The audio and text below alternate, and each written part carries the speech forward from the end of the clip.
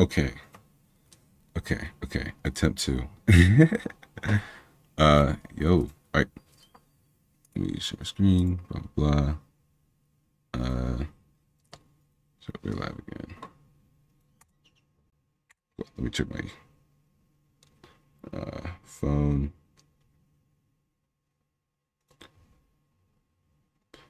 All right, so it should. Okay, to move to another stream. Yep, we are back. All right, cool.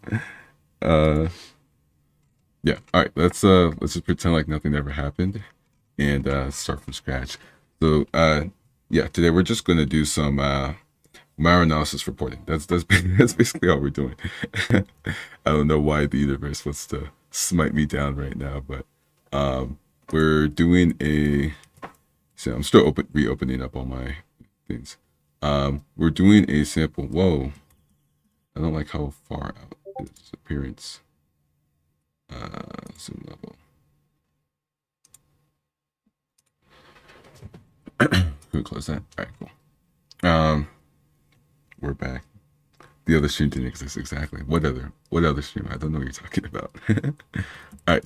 Yeah, today we're doing malware analysis reporting. We did a analysis on a sample not too long ago. I think that was literally yesterday. Let's see, yeah, right here. So you guys can check that out if you want to see the actual. Actually, you know what we should do? Copy or select. We should add that to the template, like the actual report. I feel like that could be cool. They have somewhere just like the live analysis. Yeah, we'll figure that out, but I think that could be a cool thing to have in there. All right, anyway, let's get to reporting. So all we have so far is just a quote unquote executive summary. So I'll actually go over the report with you and kind of how it's structured. So obviously we have the title page with the name of the sample, some obvious data, the table of contents, executive summary. So this is kind of like the high level overview of the you know of the sample, where it comes from, just for the non-techie people to kind of understand what's going on. And then the technical summary for the technical people. And then there's a malware overview to show the files involved, and then a deep dive on such files. Then we have the basic static section, basic dynamic section, advanced static, and advanced dynamic. Of course, IOCs, because those are important, and then the rules and signatures and any appendices we have involved. So yeah, that's basically what we're kind of pulling together from our notes on that sample that we did previously. So it should be pretty straightforward. Um, so the putty.exe malware is a normal putty application, but it has a how do you spell application? Application. But this is a normal putty application, but it has a PowerShell script embedded within. Oh, okay, that's too technical, right? It has. Um, so yeah, this is my first report, so I honestly have no idea what I'm doing. I'm just kind of cool customization, by the way. Is that Arch? No, it is Linux Mint. Yeah, Linux Mint. Yeah, I used to use. I had Arch for like a good 2 months, but I couldn't get the hardware acceleration to work, so I kind of just gave up on it. Um, and then I used Parrot for like a long time. Yeah, I'm just kind of moving through the operating systems.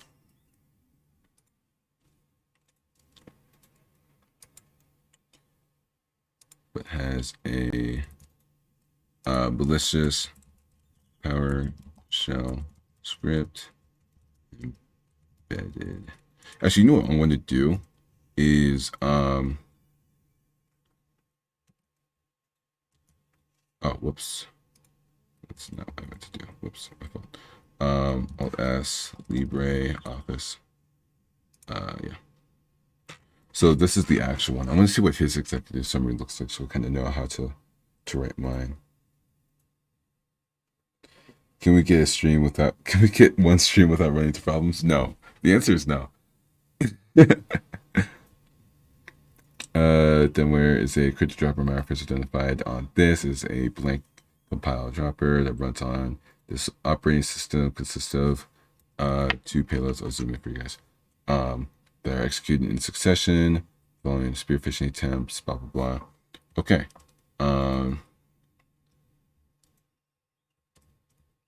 Cool. So the Putty XML is a normal Putty application, but has a malicious PowerShell script embedded within it. Example is part of TCM Academy's practical malware analysis and triage course. Example has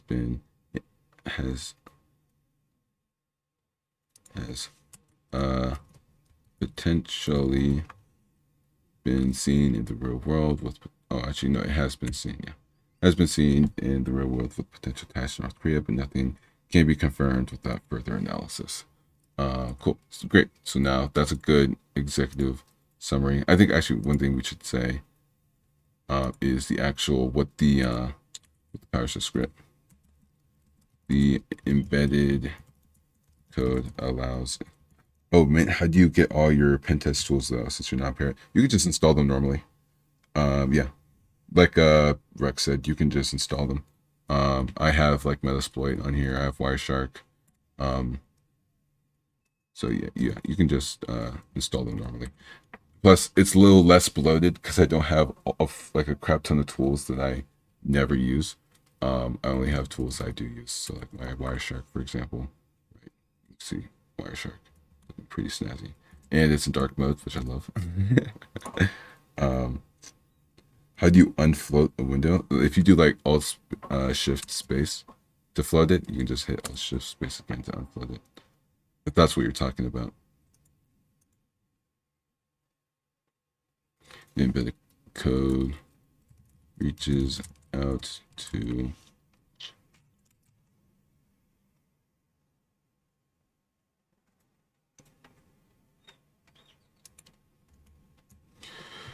all right. The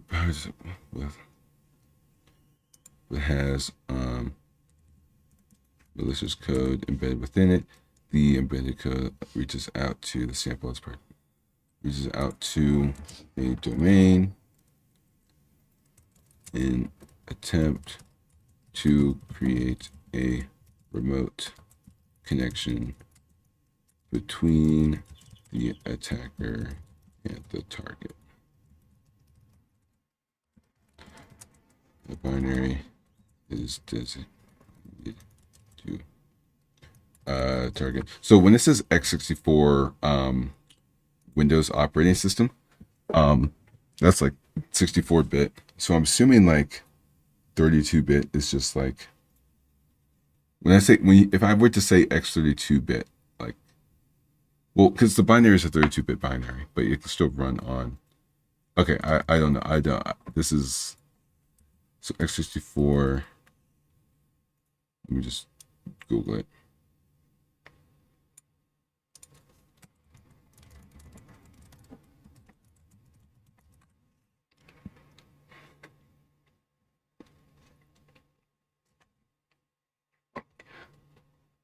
Oh wait, what's up, Karina? Still a pain to individually download other tools. That's fair, but I honestly don't use that many. I only use like Wireshark, Metasploit, then like Nmap. It's probably I mean most of my work is, malware development, so yeah, I don't know. So yeah, 32-bit and so like my understanding with the executive summaries is supposed to be more general, right? And then the actual you know, technical summary is like the technical details of it all. That's what I'm getting, or what I'm saying. It would be nice to see a tutorial from you on how to write a report, since that's a skill not often shown on YouTube. Sure, yeah, I'm down. I don't know how much credibility I have. I mean, this is technically speaking, my first like legitimate official publicized report. But yeah, I'd be down. What is the origin of the sample? What's its target? This is the same one from last stream. Oh, I didn't even see the. You say what's up? What's up, Enad? Um, this is the same one from last stream, but we're writing the actual report for it.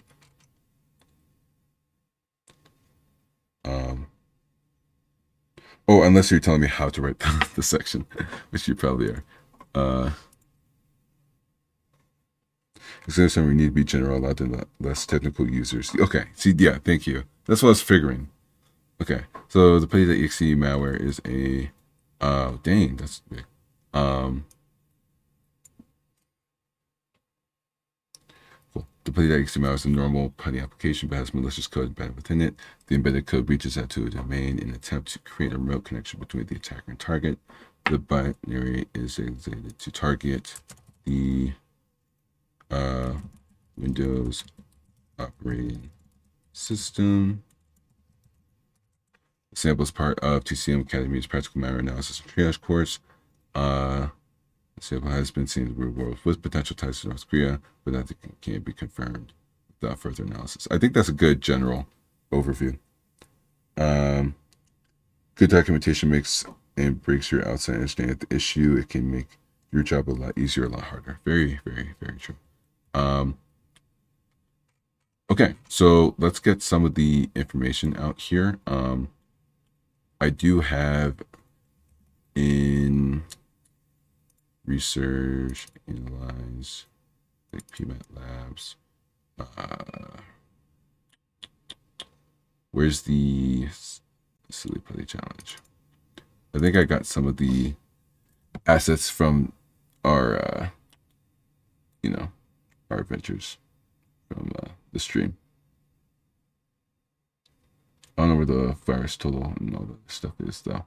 So this is going to be a very fun process of searching through this stuff to find everything. Oh, did I not even take a screenshot of the virus total stuff? I guess I didn't. Yeah, because I would have included that.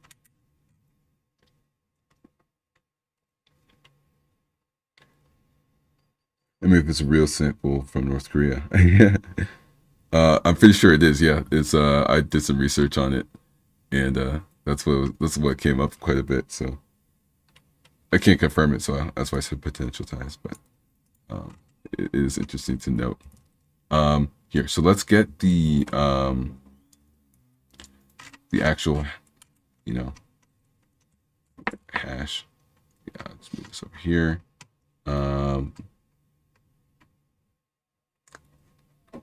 Partial payload. Okay, there it goes. Oh, actually, no, I have the link right here, don't I? Yeah, Aristotle.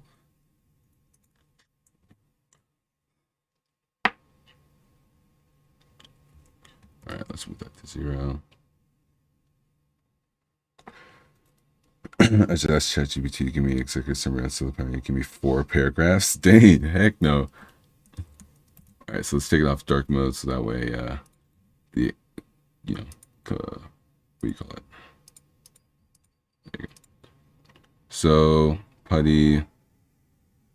So we can see some of the vendors details. I'm trying to figure out what section probably has the best information. Interesting domains. Oh, that's cool.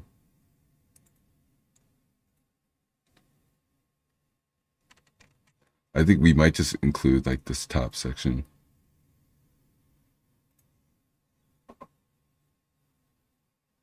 What's the most popular delivery methods and persistence methods you come across? Delivery methods are droppers, so that's what they're usually referred to as. They're I don't know. I think one of the cool ones you see if you check out some other channels like OA Labs, Guided Hacking, they'll show you some pretty cool information about those types of things. One of the cool ones I saw recently was about a polyglot file. And a polyglot file is like multiple files within one file, which is pretty cool.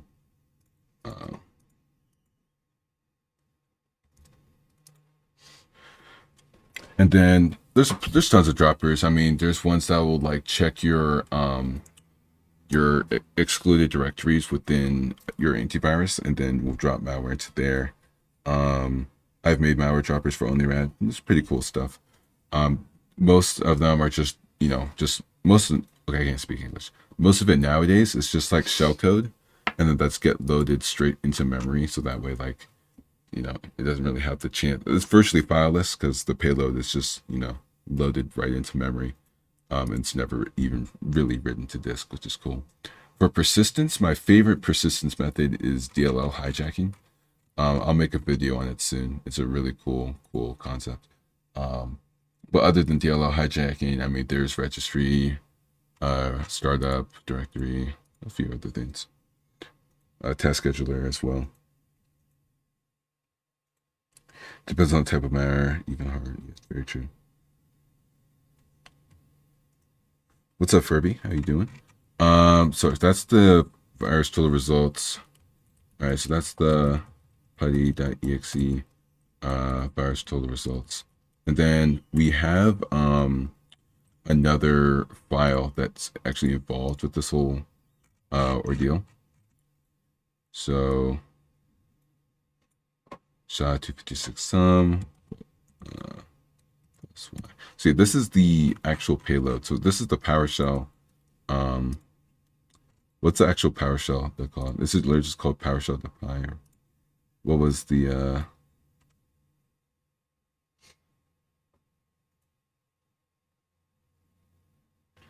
yeah, I forgot. What was the power fund at PS1, I think, or it was one of these scripts.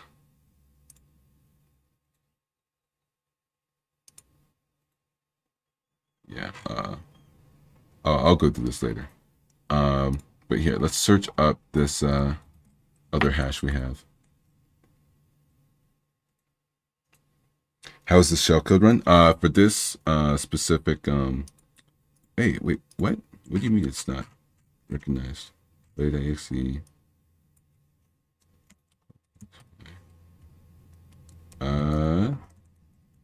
You're telling me they've never seen this hash before? No way. You're tripping. What? Research to analyze payment labs. SHA-256 sum on the download.ps1.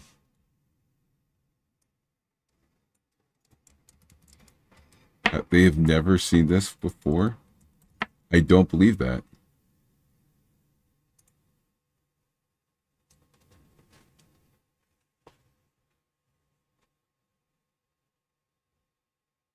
No matches found. What? That I okay. Okay, that's fine. Here,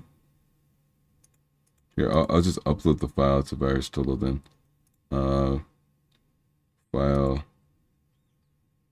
So research, analyze, PMET labs, silly putty, download.ps1.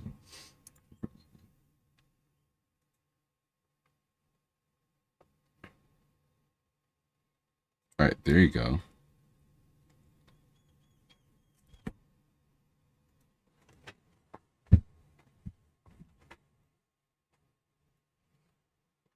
Let's see what 25 out of 58 is less than I was anticipating. I'm not gonna lie. There you go. Actually, I don't even need all that. You really just need this part right here.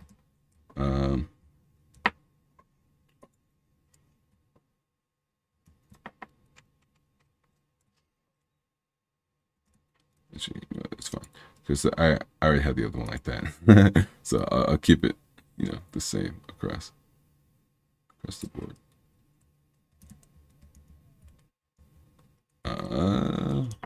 Where's my? There you go. All right, so more text, subtitle, big 2, power fun, PS1. Ooh, that rhymes. Virus total results. Okay. Check your browser history. Sure, this is my work browser, so I don't really care. Y'all, all you're going to see is just stuff about yeah, work and yeah. I'm not going to go through all of it because there's work documents on there. I don't need y'all trying to go on those and stuff, but yeah. So fig one and then fig two. All right, cool. So those are the two binaries. I think that's enough for a executive summary. It just gives them a good idea of, how dangerous it looks and a big, understanding of, the actual malware. Done. Let's move on to the technical summary. All right. So the technical summary, let's look at his technical summary, just to get an idea. So don't worry, consists of two parts. It has all the blah, blah, blah. Okay. So this is the more, technical understanding of the malware at hand. Well, I would love to monitor your work for you. Nothing malicious whatsoever. Damn, I almost had it. It's all good. It's all good. It's all good. Technical summary. So,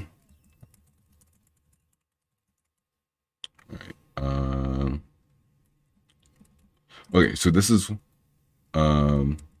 is where we kind of have the actual details of it all, right? So the putty.exe file had a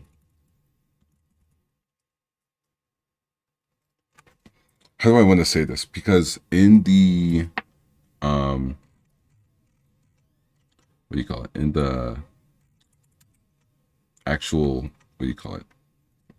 Analysis of the malware, we found the embedded PowerShell within it, right? And the PowerShell payload is from a here, download that PS1. Yeah, it's the PowerFun reverse shell. Here, if I just plus Y. We already did find the URL, but I lost which specific. Yeah, PowerFun. There you go. So yeah, here it is. Cool.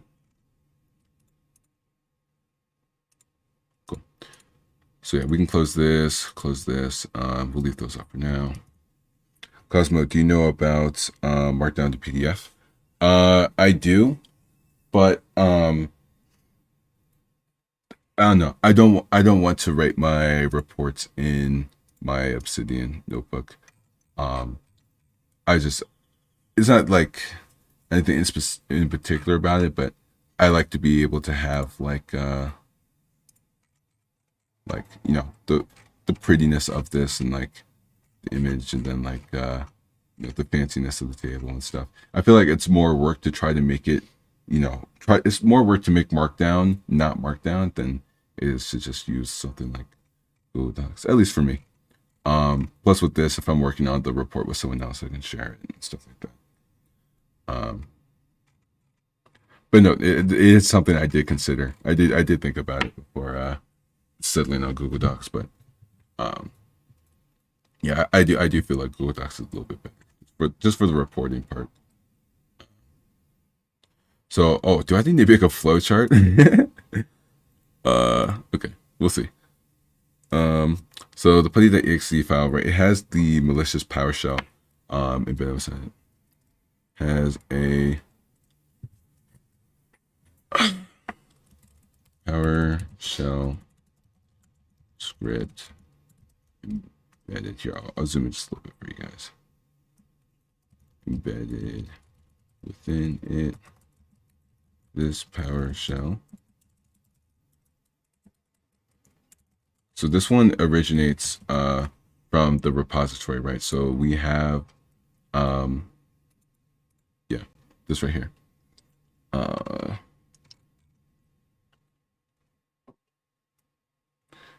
See, this is my first time doing this, so I'm trying to figure out the best way to word it. You know what I mean? So the technical summary, the paired.exe file, right? Has a PowerShell script embedded within it. PowerShell script.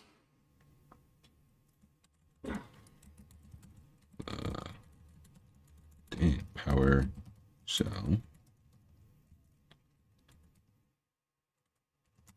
a script created by okay, so let's find their names. Ben Turner and Dave Hardy. Nice.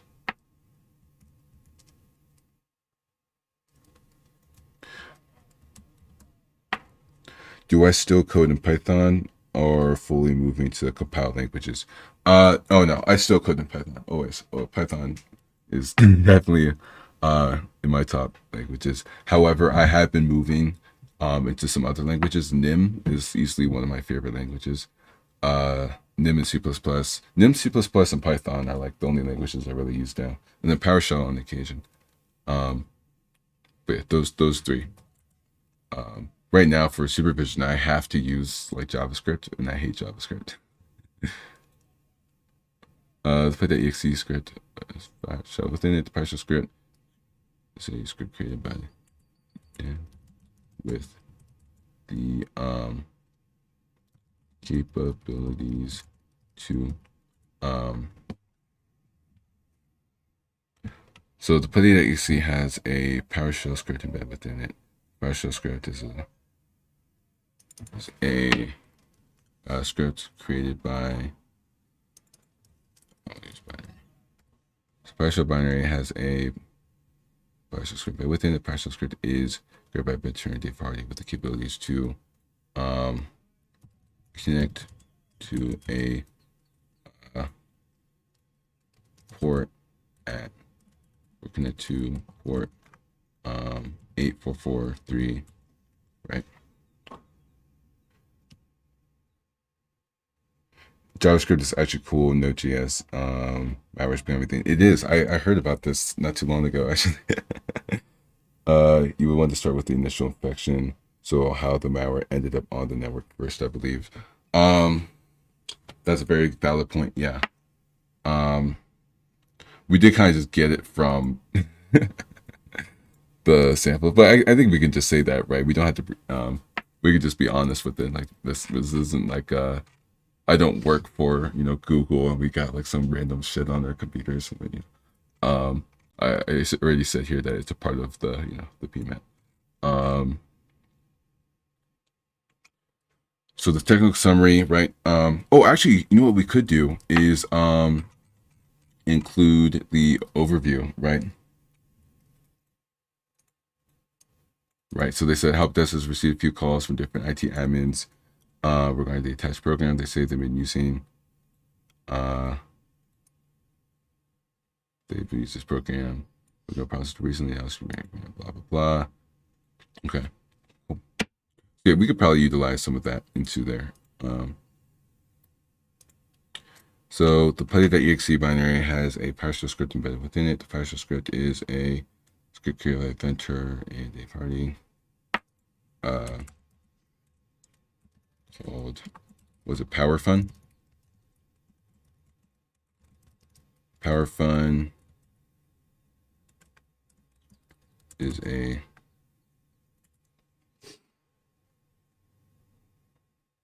okay, so you would find out where the binary is from, probably through either a hijack download or email. Probably, yeah. So okay, executive summary is good, so I don't have to touch that anymore. Technical summary. So the play.exe binary has a PowerShell script embedded within it. The PowerShell script. So yeah, you're saying like kind of give a good flow of it. Here, so let me copy the note from the business response team and put this in here just so I have it to refer to. All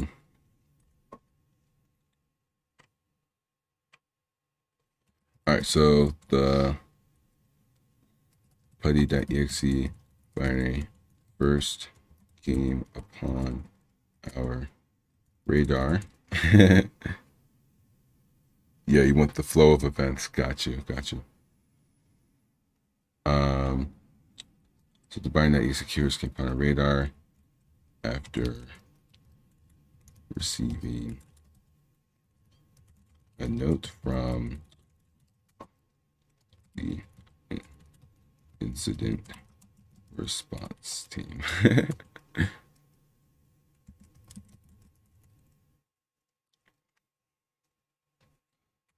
How do you attach something like this?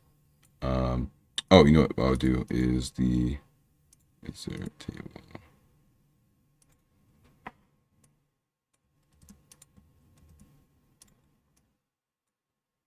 I'll bring it down to 12, and then table options, color, so background, select background. What about that? How did you learn to write malware reports? The PMAT, Practical Malware Analysis and Triage course. Resources. This course.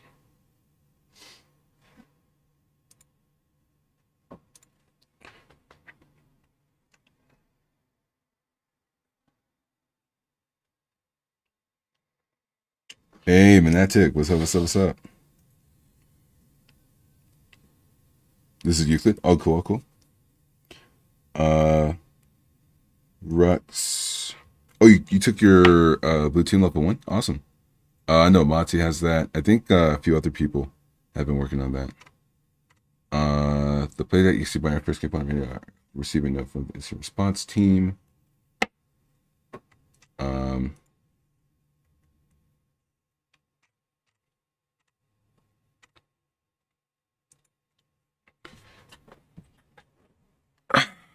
Okay. I don't know how to write this. First game right after receiving it from the incident response team. How innocent help us receive a few calls. Okay, so that's kind of the first flow of the, you know, the executable. So the putty. So yeah, this is still a technical summary, right? So we conducted basic dynamic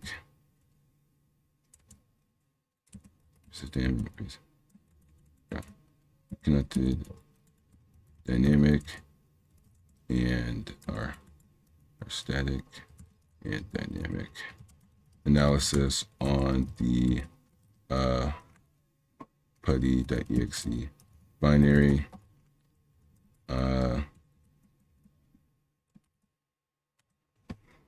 Static. All right, we conducted static and dynamic analysis on the putty.exe binary.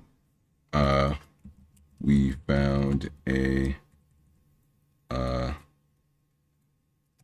embedded PowerShell script with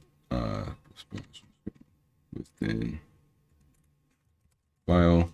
The PowerShell script is a script created by Ben Turner and a party called PowerFun. PowerFun is a reverse shell tool utilize. Okay, so we're getting closer.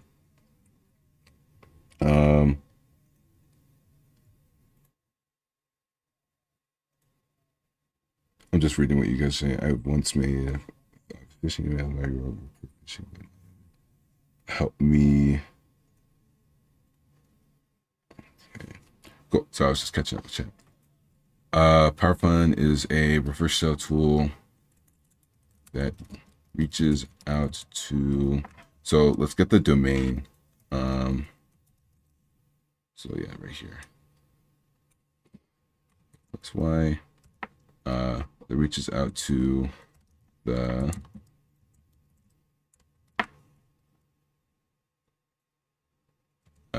domain on port 8443. I feel like so some of the stuff like the domain, right?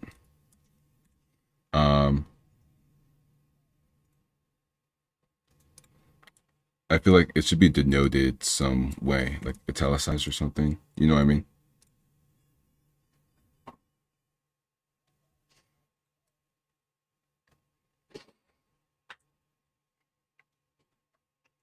Embedded shellcode that ran a PowerShell script.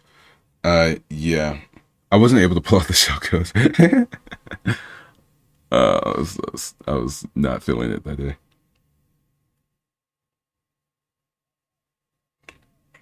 Don't use interpreted languages for malware. To an extent, yeah. I mean, PowerShell is an interpreted language. But like shit like Python, no. We conducted static analysis. We found bad PowerShell script in bad file.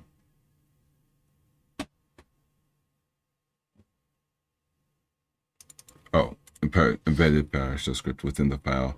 The PowerShell is a script created by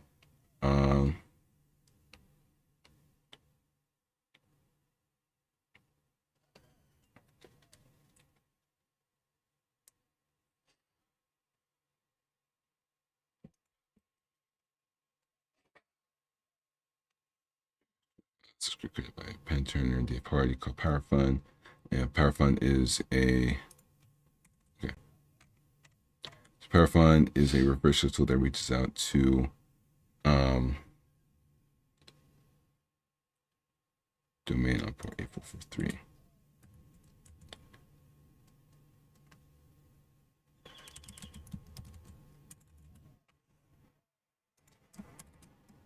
So that reaches out to once a connection is established, PowerFund will serve as a reverse shell between the target and attacker computer. Okay, so that's a good technical overview. And then I want to specify a few more things in there, but so far so good. So Putty.exe first came up on our radar after receiving no from the incident response team. We conducted static and dynamic analysis on the Putty.exe binary. We found an embedded PowerShell script within the file. The PowerShell script was script created by Ben and Turner. This guy. PowerFund is a tool that reaches out to this domain on port 8443. Once the connection is established, PowerFund will serve as a reverse shell between the target and the you can compile Python binaries, to be fair. Yeah, but you won't get too far with these Python them. Nuika is pretty good. But yeah, it does not yeah, I was about to say it did not support major binaries. It was not nice with me. The further I got with the record malware. I'll be pushing that repository out soon, by the way. We have the public channel for it, but yeah, if I go videos, yeah, the record malware, that was giving me trouble. Nuika was giving me trouble. So that's why we have the Mark 4 or Mark 7, yeah. Naive. That's our latest Discord malware. It will also be going public soon. All of our projects here are going to go public, just so you know. So if it's not public yet, it will be going public soon. But even still, I don't know. I think there's a lot of abstraction that comes with Nuika. So like if you gave me a compiled binary in Nuika, you could know that, it's a compiled Python binary that uses Nuika, if that makes sense. Just because of all the abstraction layers, and you can kind of just like see those bytes kind of appear over and over again across binaries and etc. So yeah, I wouldn't recommend doing it, but it does work. Actually, if you use Python with UPX and the right obfuscation, that's fair. That's fair. Might not be too bad of an idea. That's fair.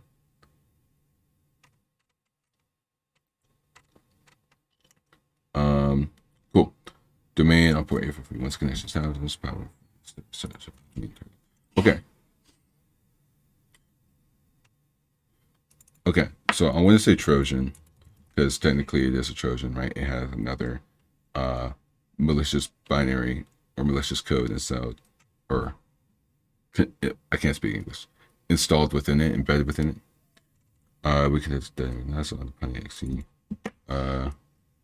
Trojan. We found an embedded PowerShell script within the file. The PowerShell script is blah blah blah. Tool blah blah blah. Okay. That's harder to write and see. No, actually, I don't know. Honestly, I just say use nim, like, like ultimate, because nim is like, look at nim's nimlane.org. Look at nim syntax and tell me that's not Python as hell. Like, you know what I mean? Like that's basically Python. Um, it's like even they say it's very inspired by Python, right?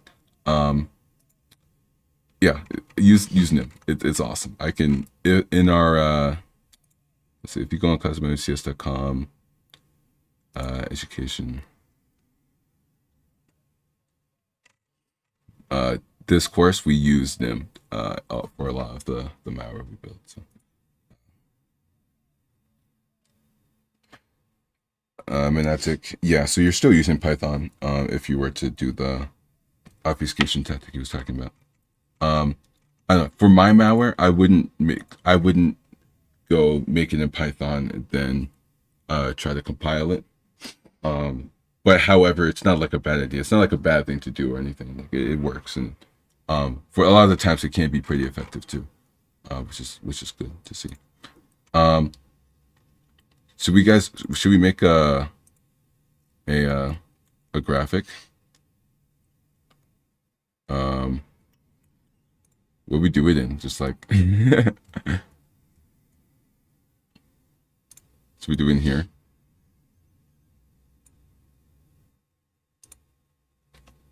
Right, yeah, let's just try it in here. See how this works, right? What is the style like? It's full, okay.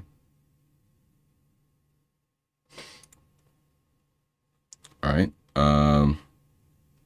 Cool.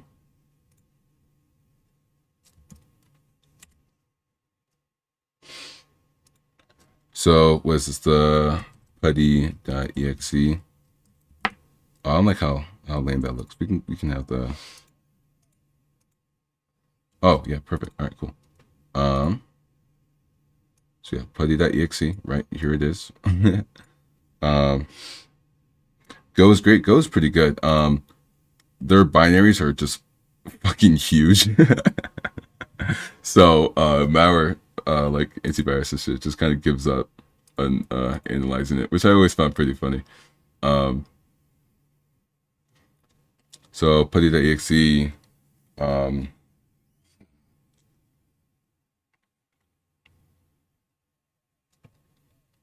right. So inside the putty.exe, there's like another sub folder in here. We'll do it in teal.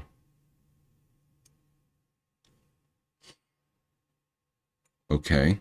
This is my first time doing this, guys. Like I don't know what I'm doing. PowerShell. Oh, should we copy like the command into there?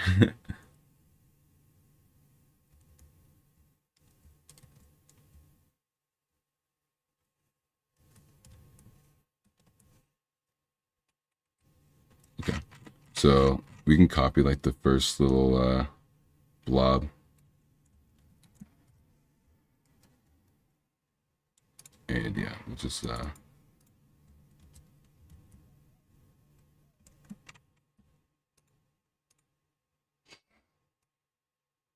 hey. Wait, why can't we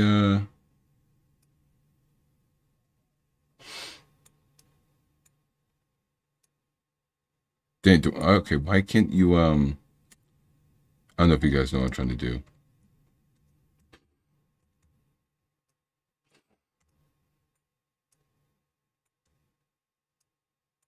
No. I need a better tool for this stuff. You know what I mean? Missing Cosmos bug hunting session. So that's not bad. Great two bait detection. Yeah, Go binaries have super low detection rates. They do, yeah. Wrap, yeah. I'm trying to wrap it. How do you wrap it? I'm not doing it manually, just so you guys know. Like I'm not. Shift enter. Oh, I have to do that manually, bro. My gosh, bro. All right. After this, we're finding a cool tool online to make these. I think so. I think Steve on the server recommended a good one. See, I already messed it up, guys.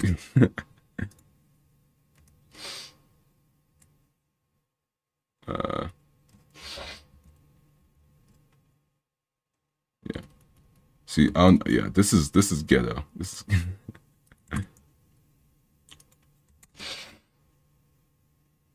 Okay, hold on. Let's see. I'm not doing this. All right. Let's see if we can find a. What was one that? Yeah, Miro. That's the one. One of my friends was recommending to me.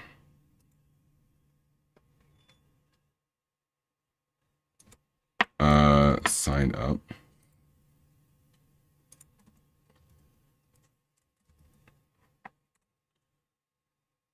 Draw.io. Draw.io.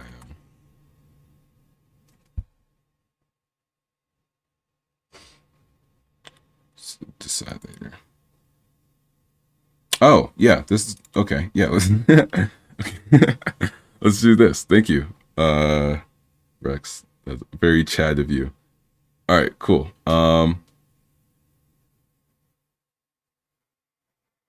Oh, perfect. They have a little file looking thing. Nice. All right, so here's our file. Let's make it a little bit bigger. Cool. And then we can put text on here. Yes, we can. Okay. I used it for my technical writing in college. Got you. Dude, this is very Chad of you to share. Thank you. Um, so this is the putty.exe. Can we make that text bigger? How do we make the text bigger? There it is. It's 24, yeah. All right, so putty.exe, boom. And inside of that putty.exe, um, here, we'll put it like there. So that's where the PowerShell command will go. So let's see if, okay, yeah, close that goofy odd drawing. I'm curious, what happens if we put the whole command in there? I'm just wondering. Because I that's what I've seen some other people do. Yeah, that's not it. Okay. Um, we'll put the first couple of shebangs in there then.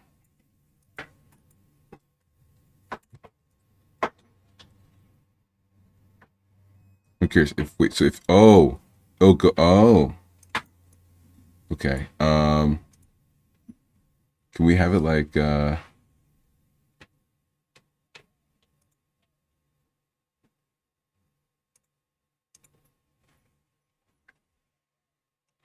what am I trying to do?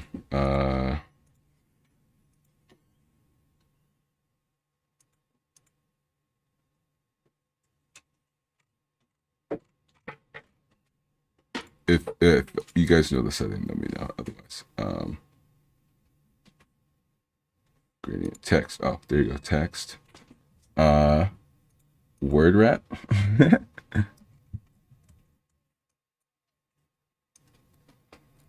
Put the name of the script. There's no name of the script. Oh, there you go.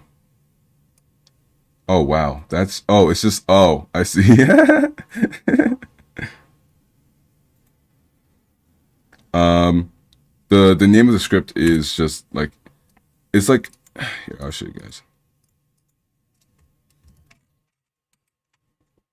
Like if you go into yeah, see it's in the hex of the putty.exe.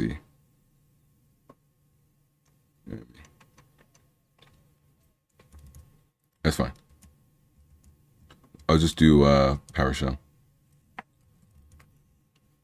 This is still way better than whatever I was doing before. Here, let me just hit Control Z a bunch of times and just hope that fixes my mistakes. Where is okay? All right. So 24 PowerShell.exe.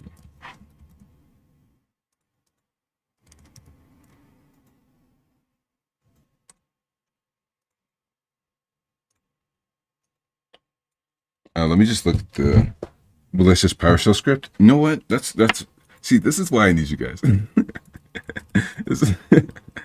Because I will think of the simple stuff like that. So this is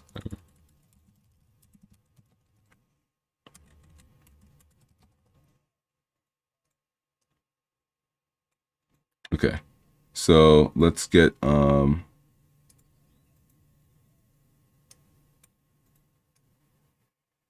whoa.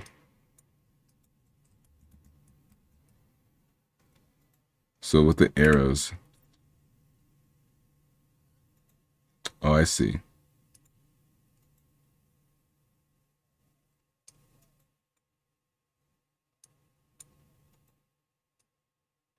So if I connect it to that corner. Oh, I get it. Okay, I see what I'm supposed to do now. Here, let's do this. And then let me just get a line. Oh, wow. Guys, I'm an artist. You guys see this? Flowchart should be simple. The rest of the document explains the steps. Gotcha. Okay, so that's pretty straightforward, right? Putty.exe leads to this malicious PowerShell. Is that it? And then how do I show the execution flow? You should write the report in 1 day after the day of the hunting with some solution.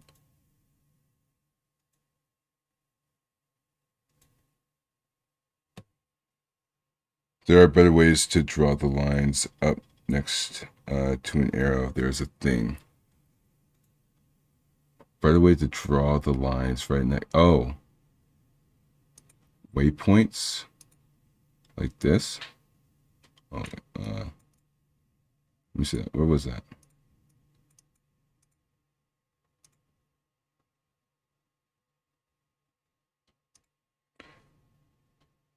Up top next to the arrow.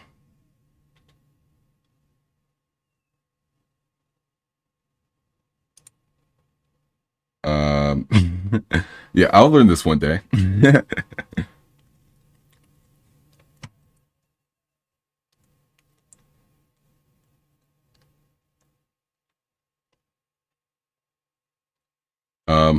Honestly though, like that's really it when it comes to execution. Here, you know what I'm going to do? I'm not going to like cheat per se, but I'm going to look at some other people's reports. Someone had a really cool one where they showed the execution flow. I just want to see if I kind of take inspiration. Silly putty malware report. Is that me? Hey. No. Okay, some random dude. Okay. Oh, is this me? This is us right now. That's the name of this video, right? Malware report. I'm pretty sure. Yeah. That's funny. Anyway, I'm not going to watch my own stream. I've already done that before.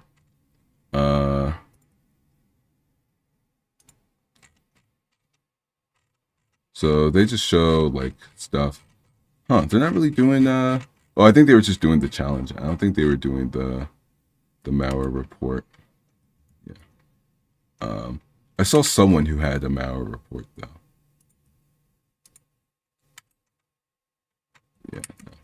Yeah. Hackers Trojanize SSH backdoor media company. Oh, okay. Huh. Oh, ooh, look at this. Okay. Buddy launches. Oh, okay. I have an idea of how to do this. Okay. So we'll just show the PowerShell reaching out to the attacker computer. It's not cheating since you don't live in a vacuum. Very true. Put it in XML, malicious PowerShell. Here, I'm going to do this nice and simply. Vertical container. We're going to do this.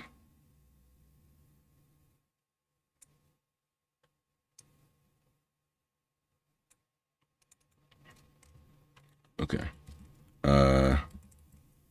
Target computer, and then we're going to get another little vertical container. This is going to be the attacker computer, and that PowerShell is what's going to reach out to the domain. I don't think those are the same size, but I don't think it matters.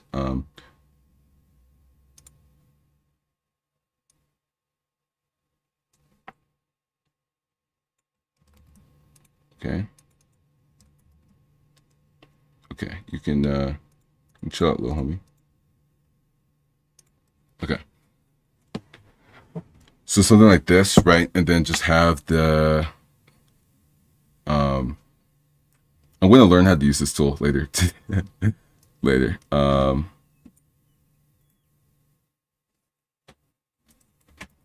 Later. Yeah, whenever I have the chance.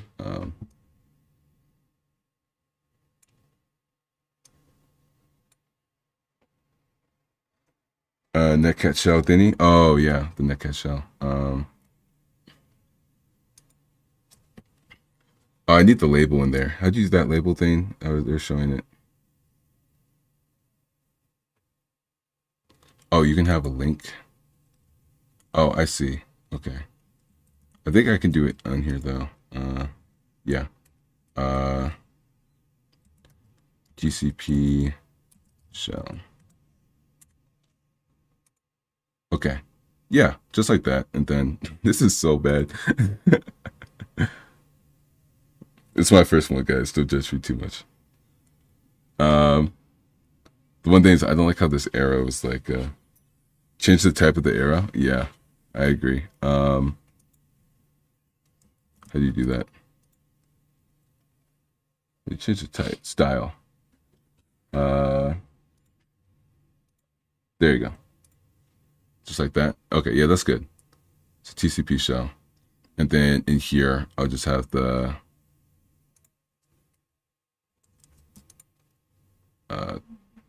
square.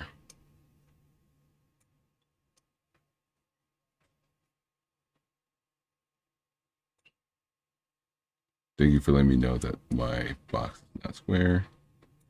Okay.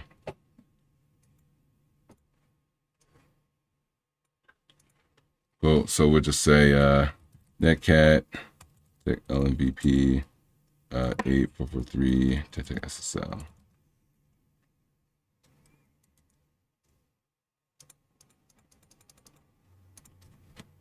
Okay. Dry has to be a hassle sometimes too, not gonna lie. Okay. If you saw this, how decent is your hey, hold on.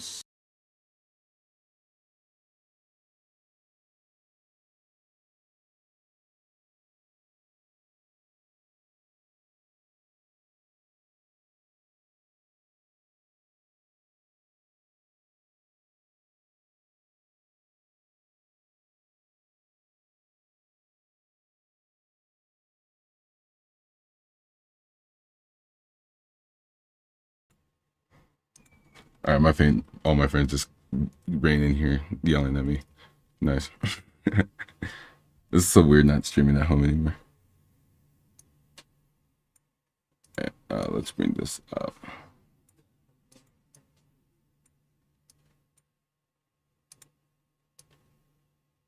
Okay. Creating flowcharts is a learned skill. Very, very much so. I think this is decent enough. I'm not going to lie. Like, it's not. Yeah, this is fine, honestly, right? Fuzzy.exe. This is my first malware report. I still confused by the SSL part. How did you know it was SSL and not some other algorithm? Just try hack me and like CTFs and stuff. I mean, if you wanted to, right? And I mean, I've been analyzed the sample before, so it's been a little bit, but you can disable it somehow. Yeah, there you go. SSL con right there. So powerful command reverse, SSL con true. So ran the SSL con, you can have the check SSL. But I mean, technically, you could just remove that if you wanted to from the one that gets executed on the system.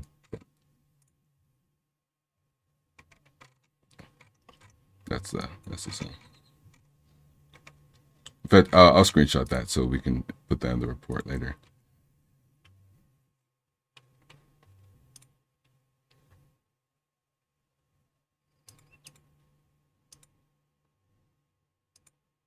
Okay. Anyway, I think this is good. Do you guys approve of this? Is there any changes you'd like me to make or anything like that? I mean, this is my first one. All right, let's export this. How do you export this? File, export as PNG.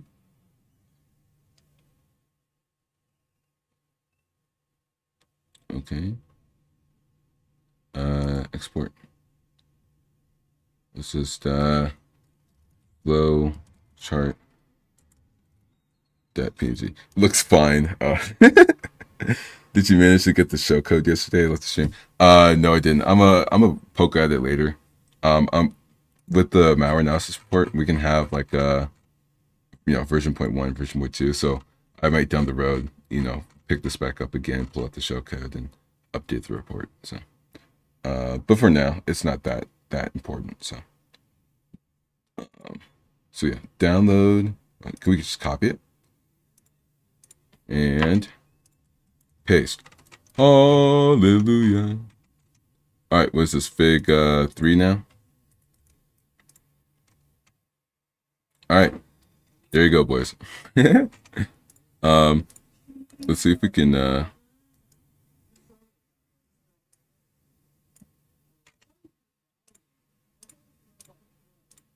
I want to make it smaller just so we can throw it. See if we can, include the.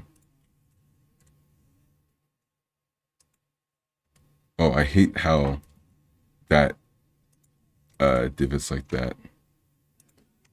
Do I seriously not have enough room for the Fig 3? All right, I don't want to like put it on a new page, but I guess I will.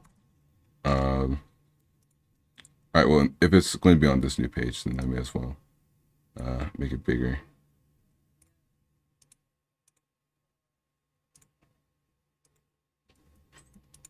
See, oh, I don't like that at all.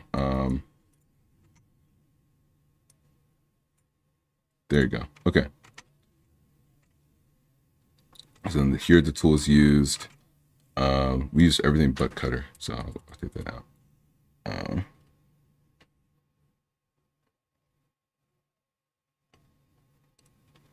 Okay, let's keep going. Nice. We finished the first two parts.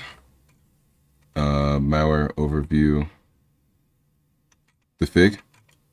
Yeah, Fig 3 flowchart to show the malware's execution pattern. Yeah, that's fine. Yeah, that's fine. All right, so file, there's putty.exe, and then there was the powerfun.ps1. Technically, it's not like, that's the name of the file, but it's not like the, whatever. Anyway, so let's get those hashes from those two files. Go plus y. All right, powerfun.ps1. So we're going to get the and paste that in here. Okay, cool. So those are the two sums from that file. So we're going to need two of these. We're literally going to need one for the main.exe. So I'll just go like Yeah, I'll just paste it above. There you go.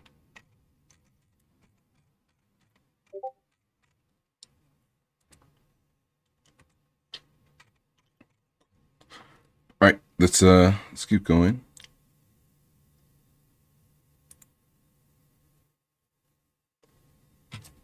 Sorry, I'm getting pings. Okay. All right. Anyway, sorry. So yeah, the file.exe, right? This is going to be the putty.exe, and then the powerfun.ps1. Those were the two files involved with the. So yeah, again, putty.exe. So the category, it's Trojan. Access tool. Language doesn't really need the language because it's a Trojan. Architecture is 32-bit. SHA-256 hash is this one right here. So the rest of this report is really just Control C, Control V, which is nice. Make a hyperlink of the PowerFund. I will. I'll probably include it in the appendices.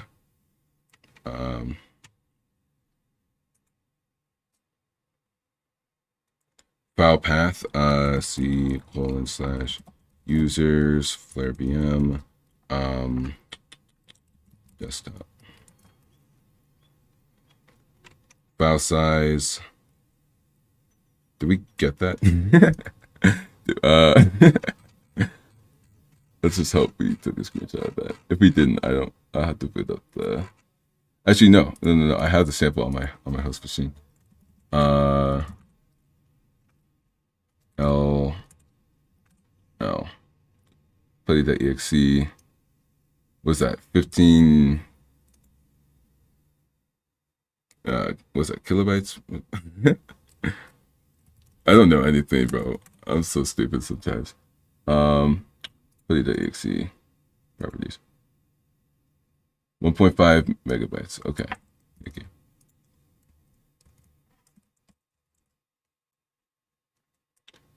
Internet connection is required for the malware to execute. Just do required.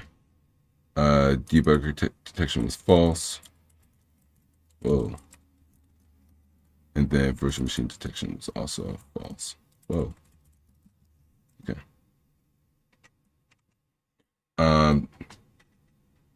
Then the description.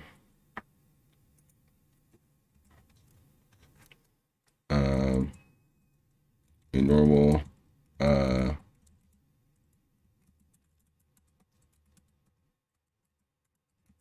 putty executable with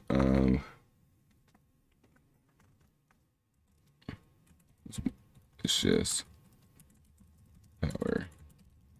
PowerShell code embedded inside.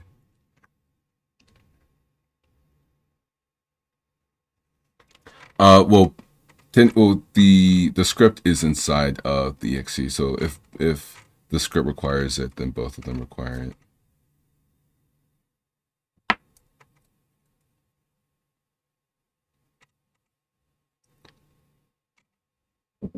At least that's my logic with it. Technically speaking, the actual exe doesn't, but in reference to the malware execution.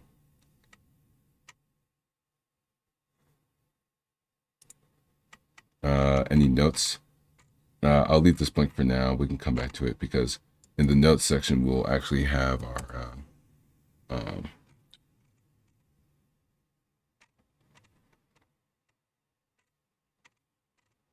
what do you call it? The links, yeah. So here's the link to the actual PowerFund the PS1 file. Actually,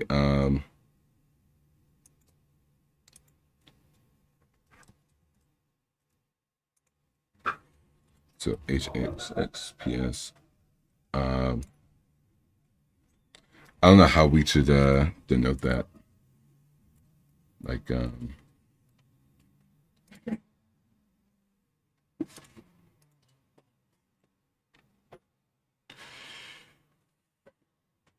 actually, yeah, I have no idea how to denote this.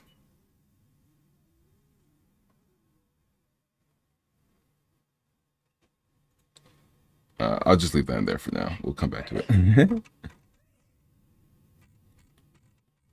PowerFund.ps1. So there actually isn't really an actual name, but there's I mean, yeah, I'll do that. PowerFund.ps1. So the category is a reverse shell. Language is PowerShell. Architecture doesn't really have one. The hash is this one right here. Can I request a sample to be analyzed? Yeah, if you go on the Discord server and in samples, there's an entire sample. Yeah, channel in here. So yeah, go for it. Just make sure you use proper malware etiquette when posting a sample. Yeah, go for it. File path. There's no file path. It goes straight into memory. File size. Let's check this out. If we go to download.ps1 and we go to the properties, 2.4 kilobytes.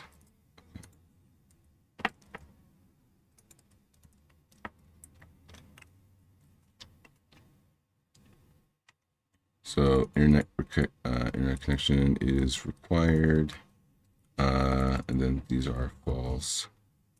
This is false. Description. I'm literally just gonna pull the description that they probably have. Okay, PowerShell.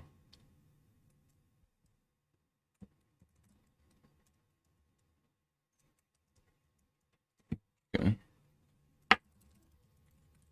PowerShell reverse shell. Written by those two.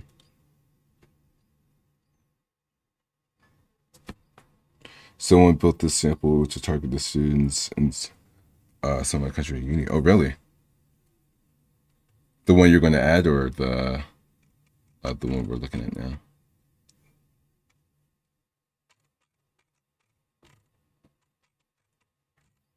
All right, so that's the malware overview. So basic static analysis, right? This is where we can just copy and paste.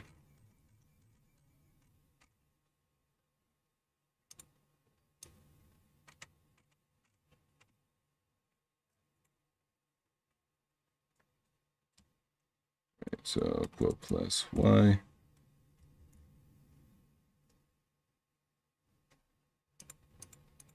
Yeah.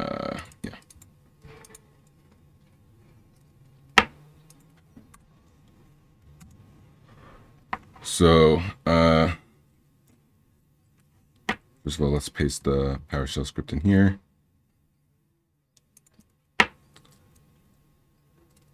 I think this actually didn't have any interesting strings at all. No, other than the PowerShell thing. Yeah.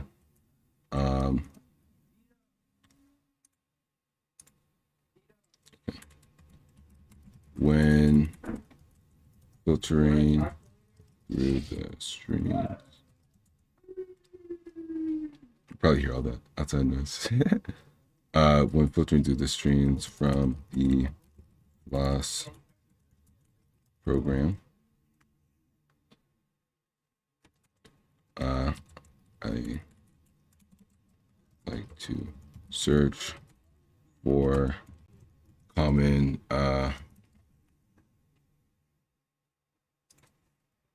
searching through the output from the files, I like to search for common malware strings like cmd.exe, and so when filtering for PowerShell, we found the following output.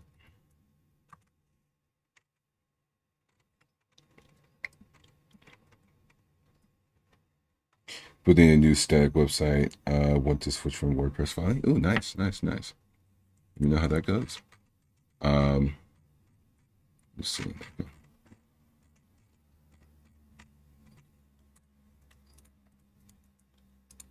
How big did we make this thing?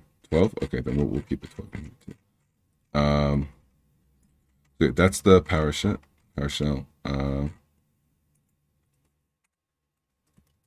After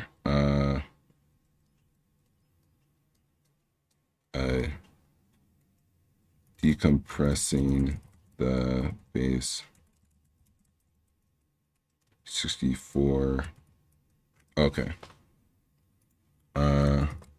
The output returned a PowerShell command that has a base 64 encoded and unzipped payload using CyberChef. Oh, I should include that in the tools list, shouldn't I?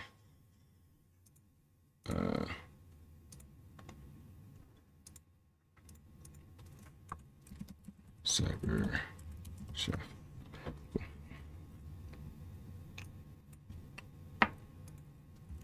Add URL.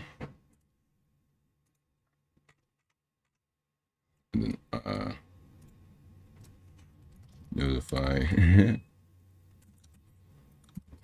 Let's do clean. Yeah. The CyberChef, we can decode the payload and find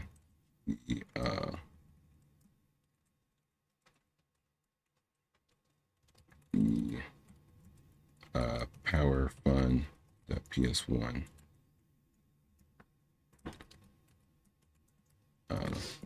I feel like there's a way you're supposed to denote titles like that, like italicize them or something. We'll figure it out later.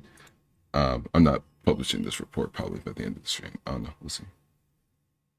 The output returned a PowerShell command that has a base64 encoded unzipped payload. Using CyberShef, we can decode the payload and find the PowerShell.ps1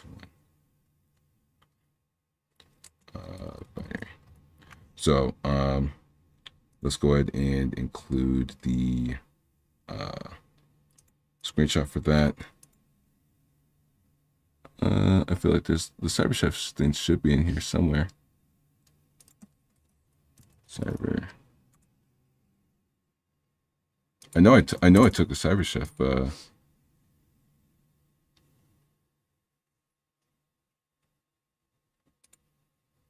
Whoops. Okay, whatever.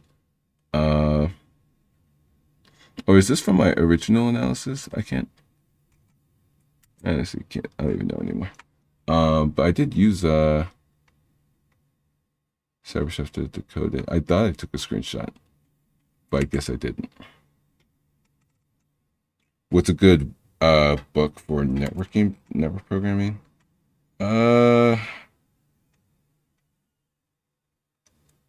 Honestly, I'm not entirely sure. I'm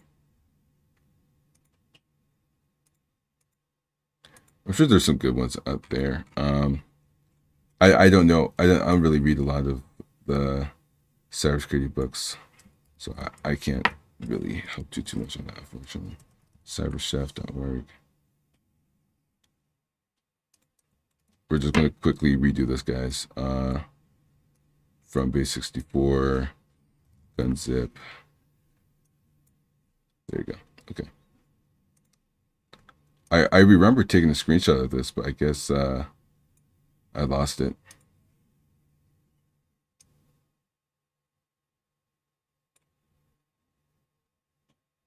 So we did from base 64, gunzip, and that.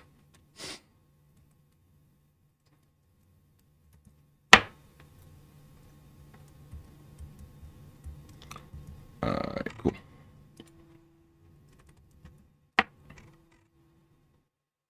All right, so this is going to be subtitle config for. Give me 1 second, guys.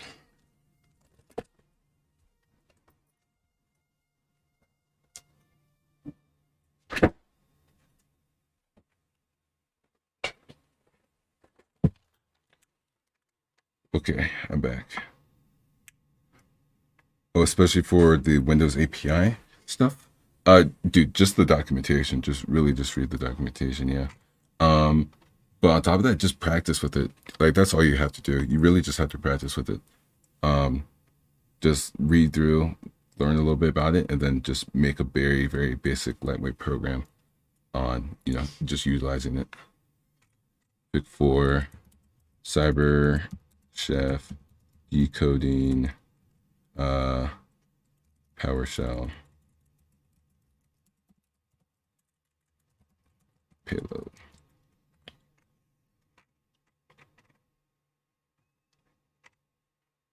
Okay, that looks pretty good. All right, so PE Studio. We can just include the screenshots from PE Studio. There isn't too much about that front that I feel like needs to be super heavily documented or anything. So PE Studio strings. Yeah, this is it right here. Here, I'll shift 4.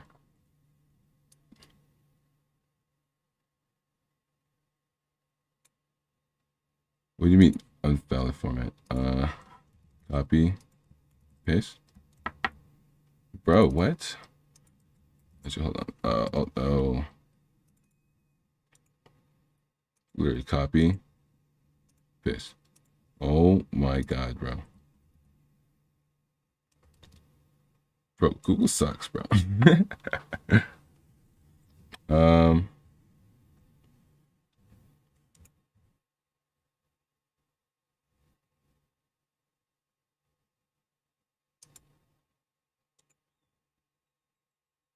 Copy image. There you go. That got to work. Okay. So PE Studio.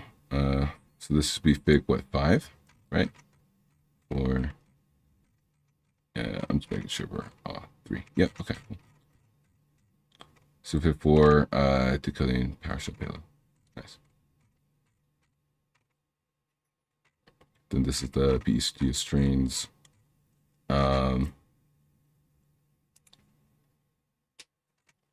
Cool. So the import address table, we'll put this on a new page. So the import address table.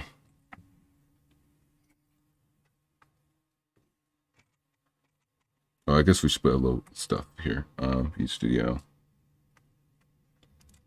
We placed the putty.exe into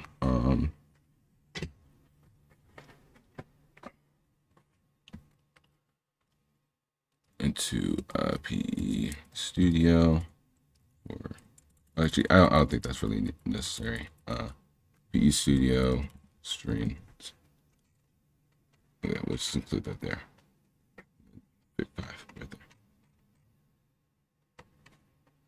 there. We should talk about some of the stuff we found in this PowerShell binary. Reading through the returned powerfund.ps1.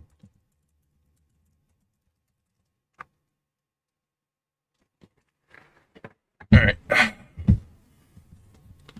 So yeah, there's a lot of information.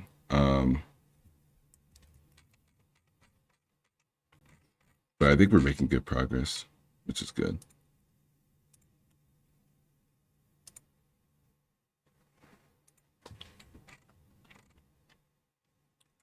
Reading through the returned powerfund PS1 scripts. What did we find? So we found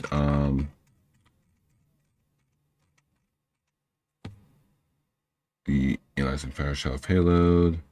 Yeah, so we were able to find the domain. It's reaching out to the port.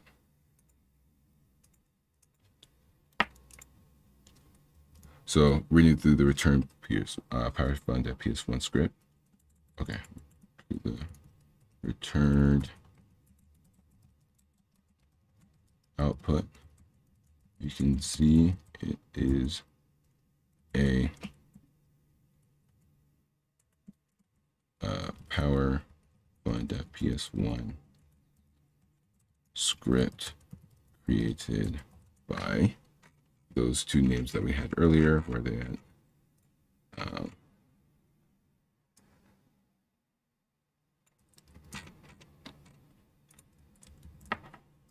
by Ben Turner and Dave Hardy.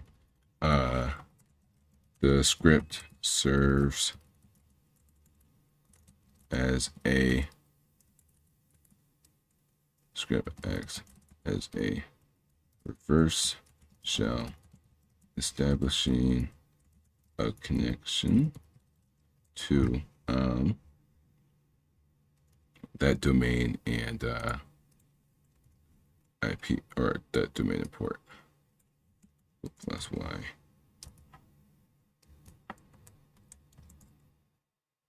Okay, so to the domain on port 8443. Okay, so yeah, that's kind of like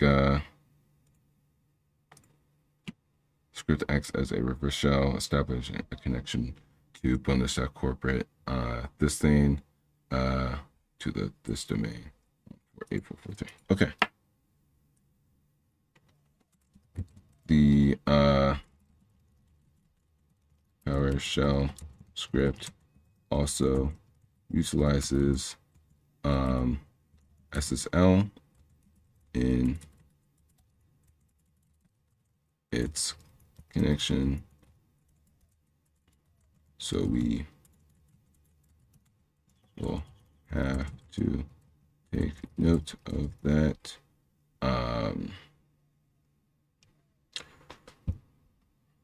When hijacking the connection. Okay.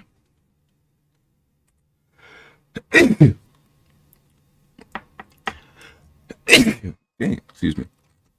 So yeah, I'm just going to take a picture of this section right here and highlight the SSL con true.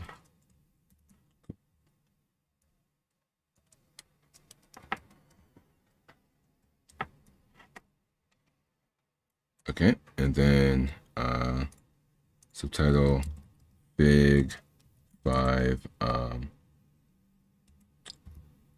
cyber chef SSL. Okay.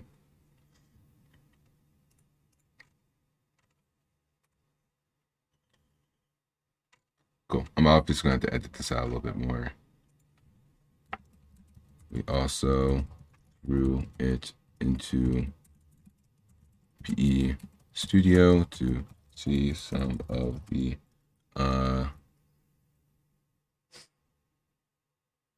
basic string out. But we also ran it. Oh, I see. We also threw it into PE Studio to see some of the basic string output.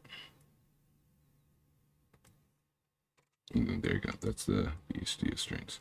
Actually, this should be right here. Yeah.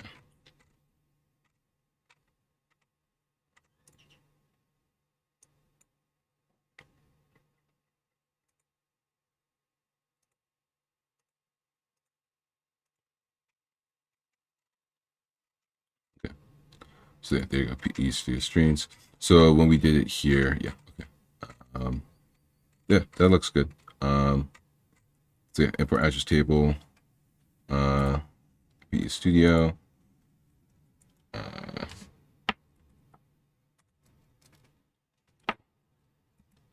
in PE Studio, we can view. Let me add a space there because strings.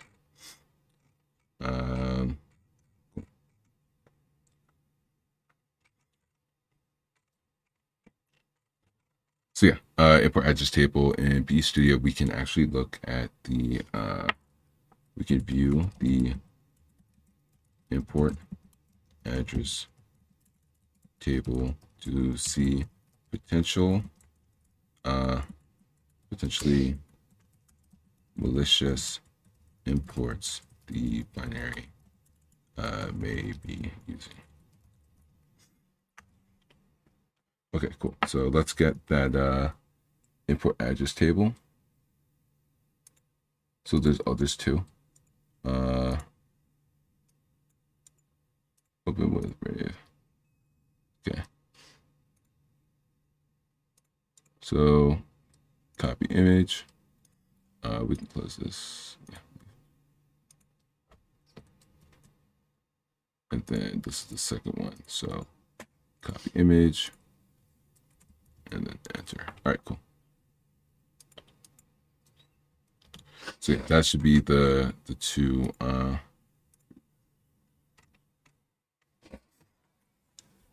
those are the two images. So Fig 5, 6, right? How do you list multiple if we want to list multiple figs, can we do that? Well, that's Fig 5. So this is Fig 6 and 7.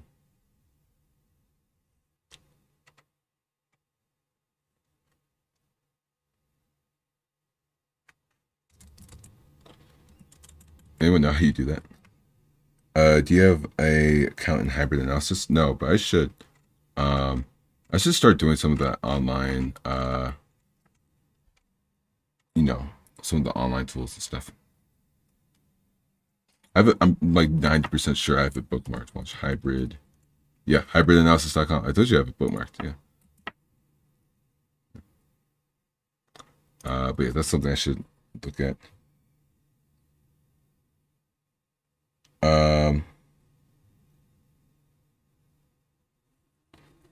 Or should what was the question? Yeah, how do you list multiple figs? So Fig 6 and like Fig 7, like that.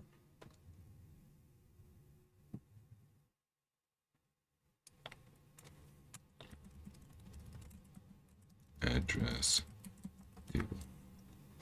I'm assuming it's like that, right? I don't know.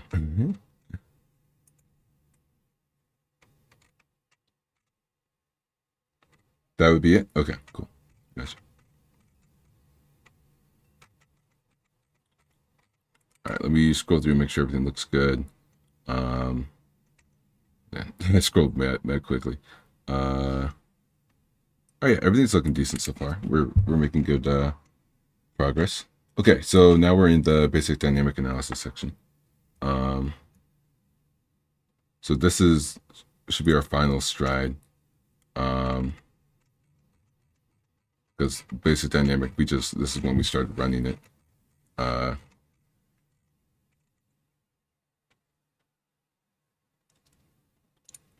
So normal exec. Cool. So we can close this. Actually, real quick, now because we're ready here. Yeah, cyberjeff.org. Yeah, let's add this quickly to the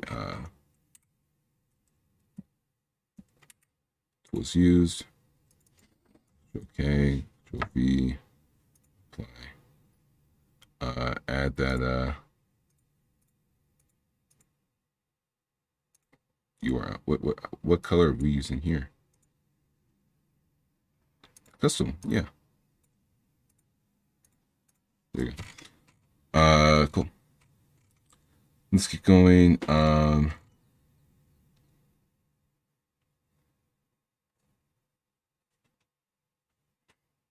Need a special email to use? Yeah, you need like a company, uh, like domain, I think.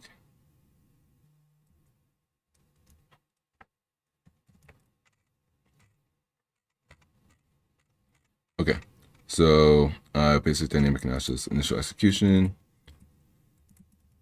We executed the putty.exe file without internet simulation. The file spawned the normal putty.exe application, but had a blue PowerShell window briefly pop up.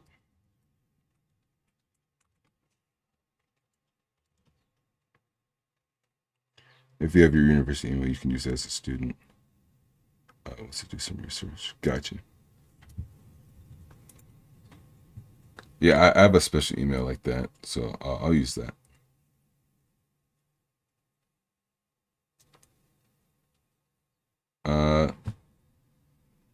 Here, let me see in our what do we call this file? Normal exec.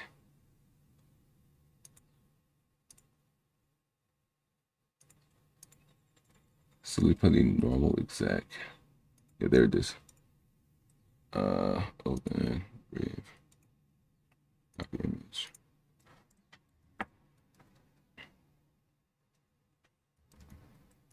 Okay, let's see if we can just resize this window. There you go. That's better. I don't know why I didn't do that before.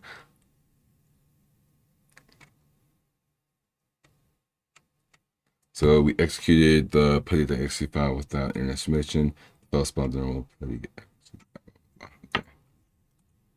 Okay.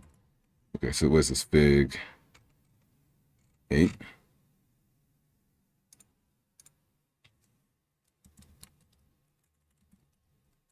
Fig 8. And then initial execution. Putty.exe initial execution. Okay. We ran the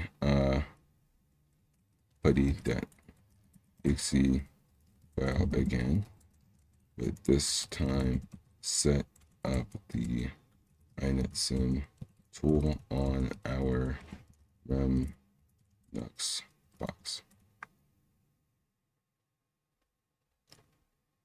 So no issue with requested the sample to be analyzed.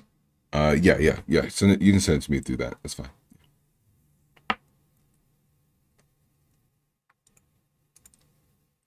But again, set up the inetsim tool on Linux box.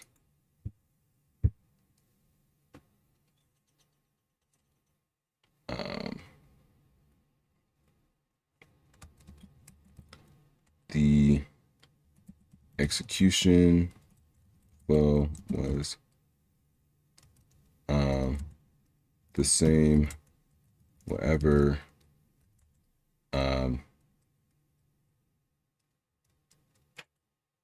the binary was successfully able to do was the TCP stuff, right?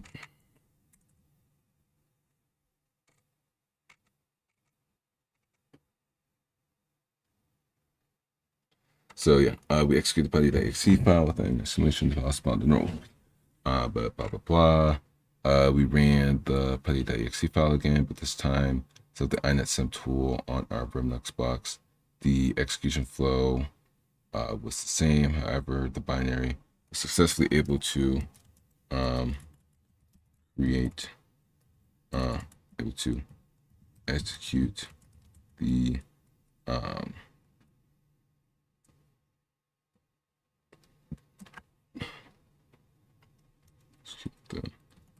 PowerShell, the embedded PowerShell code.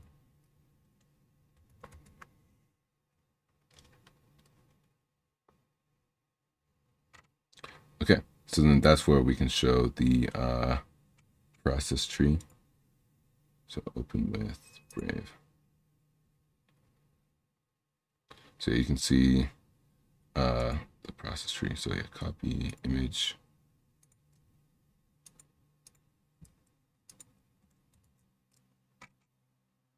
So this is Fig9. Fig9. Procmon process tree.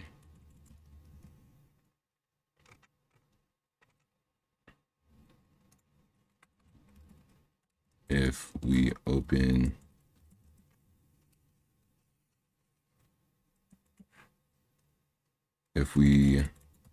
monitor the process in Procmon, we can see it attempt to a stat.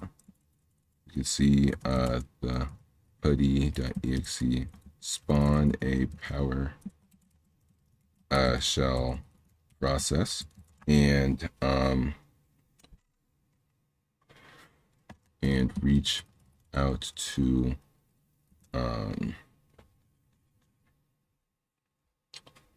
reach out to port 8443. Spawn a PowerShell process and reach out to port 8443. Nice.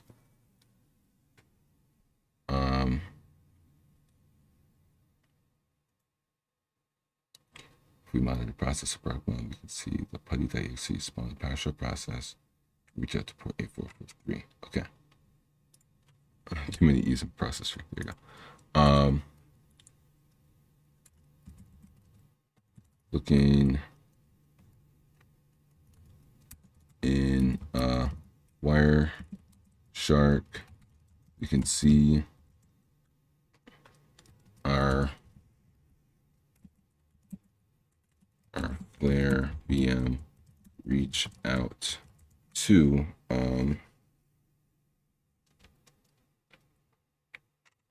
so where's the Wireshark stuff? Is this the initial ping? Yeah, okay, so yeah, let's open up this one. Open with Brave. Copy image.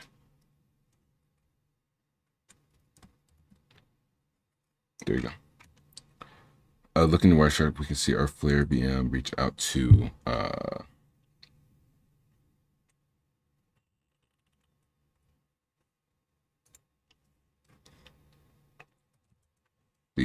okay, this is like my 8th time typing out this domain.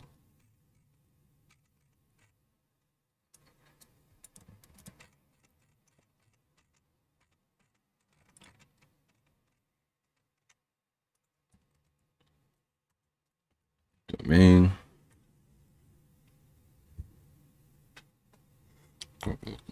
Domain. Okay.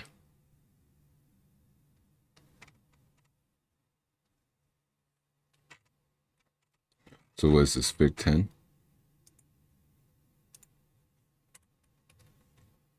So subtitle Fig 10 Wireshark initial DNS request.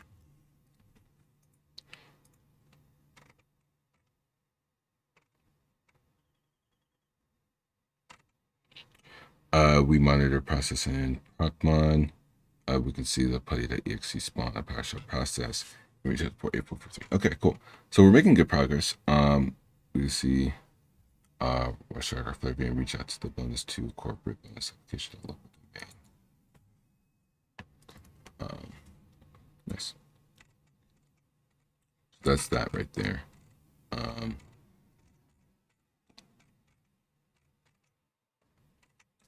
One thing too is I need to get consistent with the spacing, right? So I either do like I think I would just do that actually with all the images, the space under them. It's on a new page. Yeah, okay. Just like that, yeah.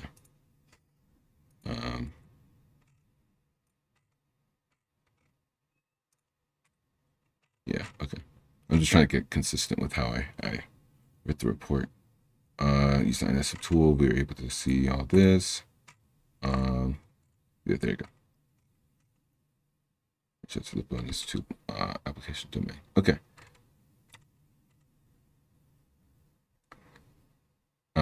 Oh, so that's the network analysis section right here. Whoops.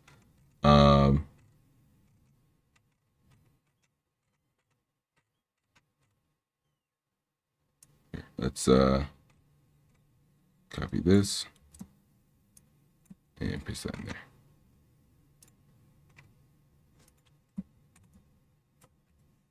So network analysis is right there. Initial execution is right there. Right, and this should be subtitle. Cool. All right, let's keep going. So advanced static analysis, we actually didn't do any of this. So delete. Advanced dynamic analysis. Actually, no, we did have a very brief bit. I sadly have to go now. Good night. Catch you.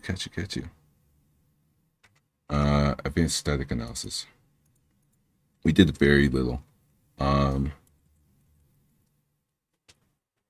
just going to talk about how we plugged it into the hex editor. That's it. Yeah, the HXD 1 and 2. Yeah, so open with Rave. Cool.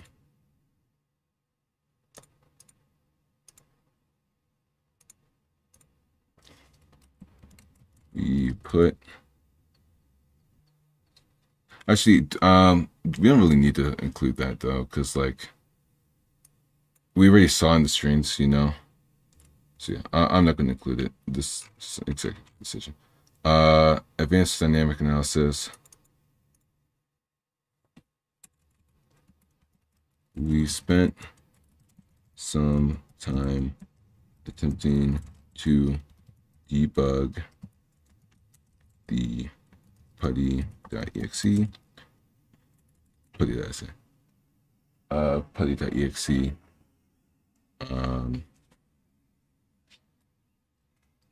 To attempt to find the show embedded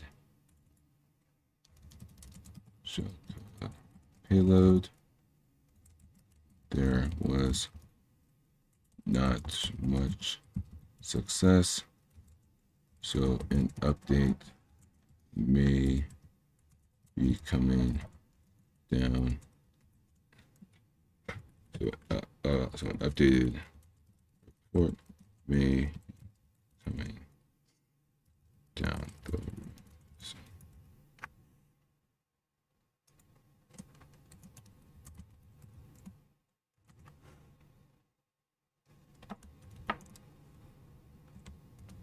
Actually, let's do this. Show code. Any there's successful update report maybe coming down the road soon. Indicators of compromise, so network-based indicators, host-based indicators, and the root signatures. So let me see how he did the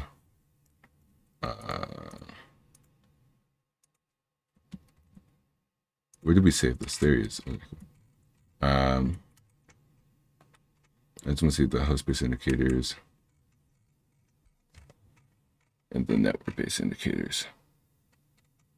So, it's just the Wireshark capture. And then, oh yeah, system file being written in the operating system.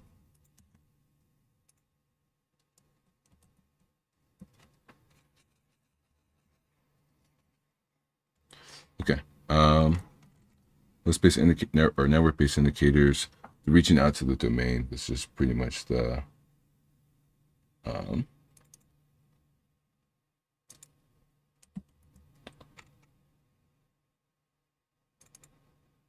yeah, TCP view.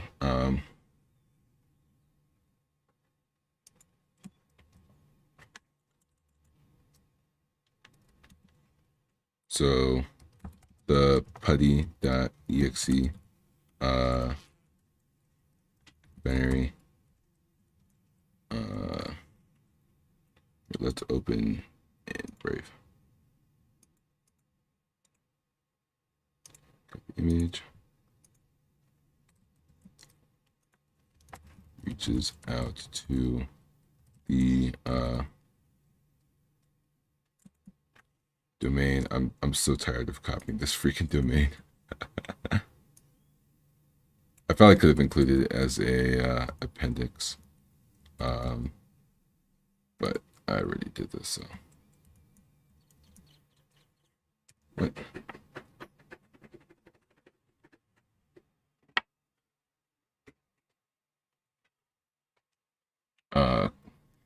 Cool. I have to head out, so I have to actually head out get some food.